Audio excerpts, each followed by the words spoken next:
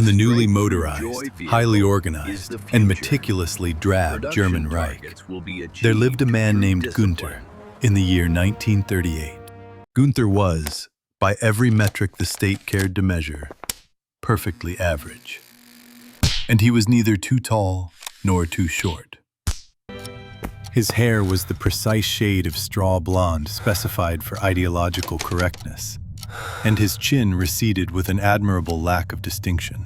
He possessed 3 children, thus falling comfortably short of the prestigious German Mother's Cross, which required 4.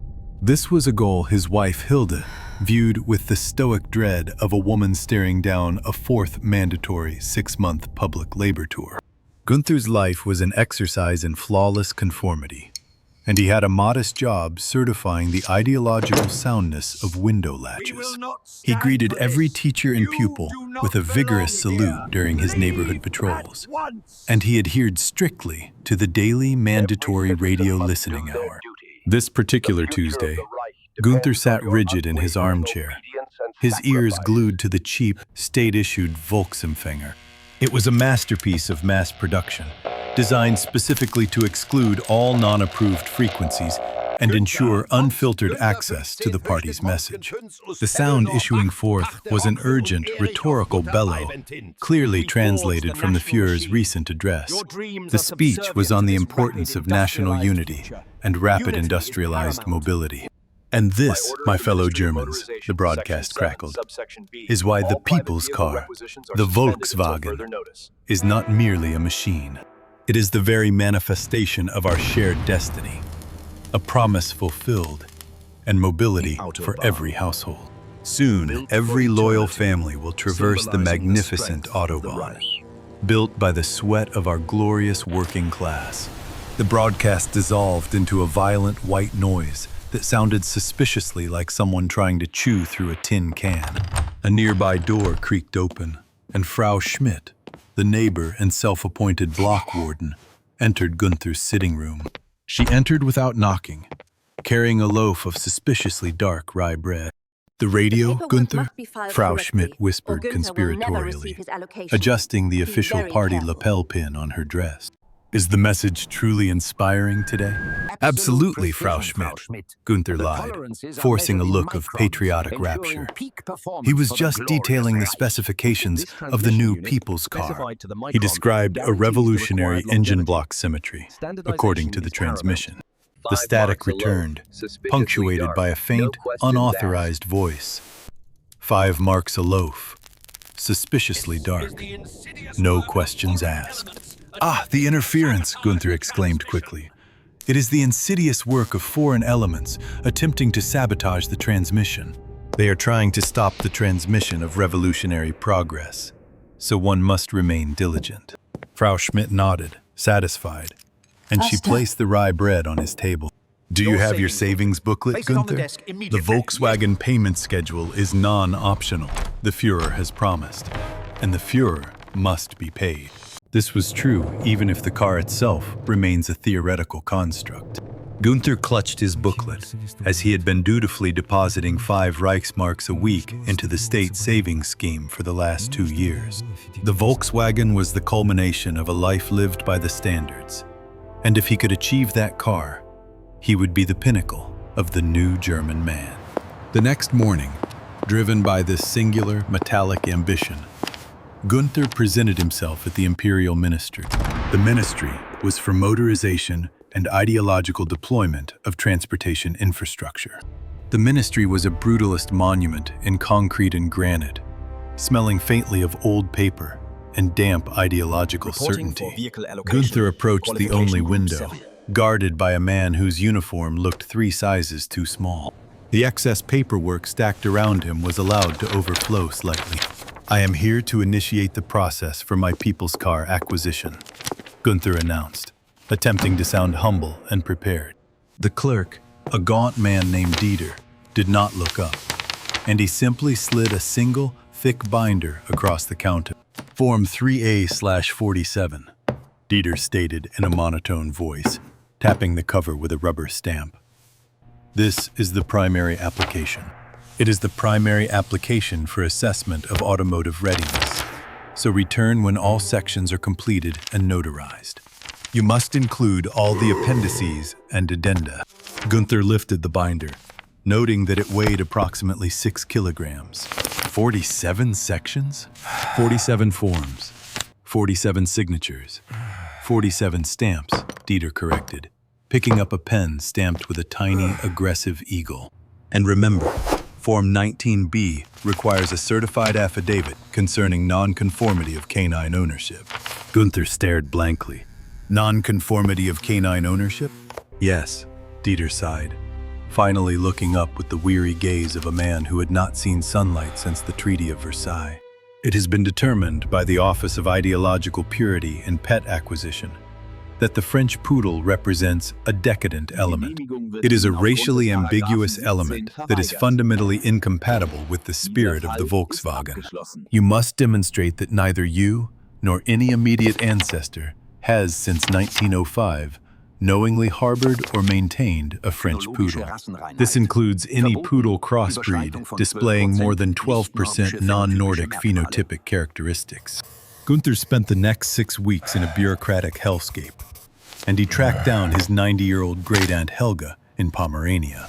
He needed to confirm she had only ever owned a stout, ideologically sound dachshund. He paid 3 separate notaries to certify that the small fluffy dog he saw crossing the street last Tuesday was definitely a terrier mix. He swore that it was not a shorn poodle. But the real challenge lay in the mandatory prerequisites for motorized candidacy. Buried deep within Form 34D, Assessment of Civic Labor Readiness, was the requirement for a 6-month public labor service tour. This would demonstrate commitment to the Führer's infrastructural vision. But I completed my mandatory 6 months in 35, Günther protested to Dieter. I helped pave 20 meters of the new Munich-Berlin Autobahn. Yes, but that was pre-motorization readiness assessment, Dieter explained patiently, as if talking to a particularly dense child. The Führer has decreed that to truly appreciate the Volkswagen, one must first understand the fundamental concept of folk labor. You must complete a specialized motorization commitment labor tour. Thus, Günther found himself reporting to a dreary gray field outside Düsseldorf, wearing coarse canvas trousers. He was holding a small, state-issued sieve. The supervisor, an imposing man named Corporal Kessel, stood next to a mountain of small, innocuous gray pebbles. "Welcome, motorization candidate," Kessel barked, his voice echoing across the flat landscape. "Your task for the next 6 months is simple. Sorting. Sorting what, Corporal?" Günther asked, gazing at the endless gray expanse. "Pebbles, Günther, pebbles," Kessel roared, as if the answer were self-evident. The Führer's vision demands perfectly sorted infrastructure, so these pebbles, which will never be used, must be separated. They must be separated into 3 distinct, ideologically correct categories. Gray A, slightly darker gray of ambition. Gray B, mid-range gray of stagnant compliance. And Gray C, the pale gray of theoretical progress. "But they all look identical," Günther observed weakly. Kessel jabbed a thick finger at Günther's chest, stating that is the triumph of the new German spirit. "We train the eye to see the subtle, vital differences that only the ideologically prepared can perceive. Get to work, and remember, any pebble misplaced will necessitate the resorting of the entire pile." 6 months passed in a blur of mind-numbing repetition as Günther sat in the dirt, sweating through endless afternoons.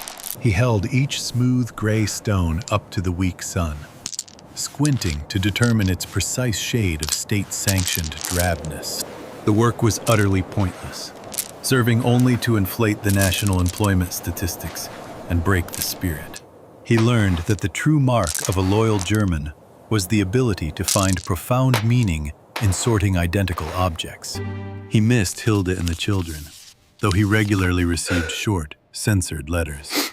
The letters informed him that they were thriving in the new school system. His young Hans was excelling at the mandatory lesson, the inferiority of the Slavic hip bone structure. When his 6 months were up, Corporal Kessel presented him with the Zertifikat der ideologischen Kieselstein-Trennung. This was the certificate of ideological pebble separation. "You are now ready for motorized mobility, Günther," Kessel said, slapping him on the back. "You have achieved a level 3 ideological perception score. Now go get your car." Günther returned to the ministry, exhausted but victorious, and he stood before Dieter's window. He smelled faintly of dust and existential dread, and slammed the massive binder onto the counter.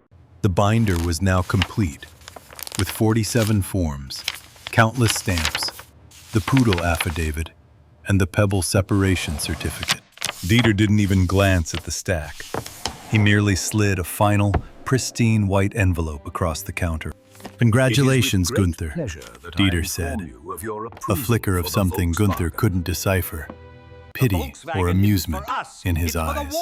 "All assessments have been completed and approved, and you are certified for motorization readiness." "So, the keys?"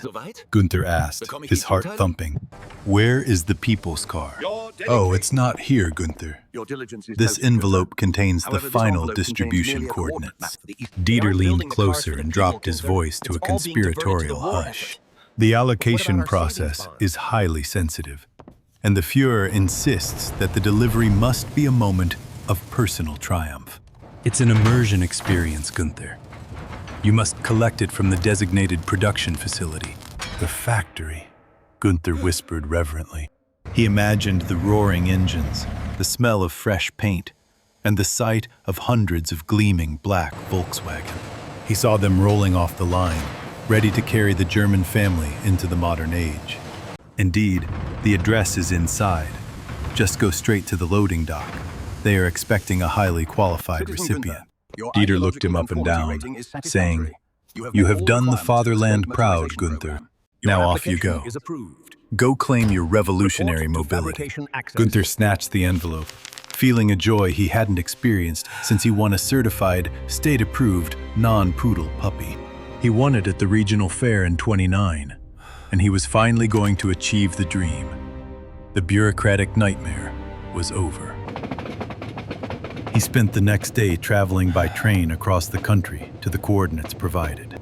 The address led him not to a bustling automotive plant, but to a massive utilitarian complex shrouded in secrecy. It was surrounded by tall wire fences, guarded by armed men. Giant banners proclaimed, "Strength through joy, mobility through unity." Günther showed his motorization readiness papers to the guard, who waved him through without a word. He followed the signs, which shifted abruptly from Volkswagen distribution to Section 7B, high priority fabrication. He entered a cavernous, dark hangar. But instead of the rhythmic clatter of automotive assembly, there was only a deafening sound.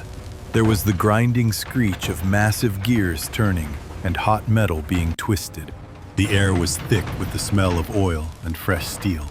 He finally reached the loading dock, where a single, small table had been set up under a bare light bulb. Behind the table sat a weary-looking foreman whose uniform was stained with grease. "Günther," the foreman said, not bothering to look at the paperwork. "You are the final certified recipient for this quarter." "Yes," Günther beamed, momentarily forgetting the pervasive gloom of the industrial space. "The people's car I've been saving for years. I've sorted pebbles. I've confirmed my great-aunt's dog." The foreman reached under the table and pulled out a small, elegantly wrapped package, tied with a patriotic ribbon. He placed it on the table. "The people's car is currently undergoing a necessary ideological transformation," the foreman explained, his voice flat. "The needs of the nation, Günther. Steel must be prioritized for projects of greater national security significance." He slid a beautifully printed certificate across the table, titled, "State Commendation for Ideological Preparedness." "Congratulations, Günther. You have been deemed perfectly capable of owning a Volkswagen." The foreman pushed the wrapped box toward him, stating, "This is your allocation." Günther picked up the box, and it was surprisingly light.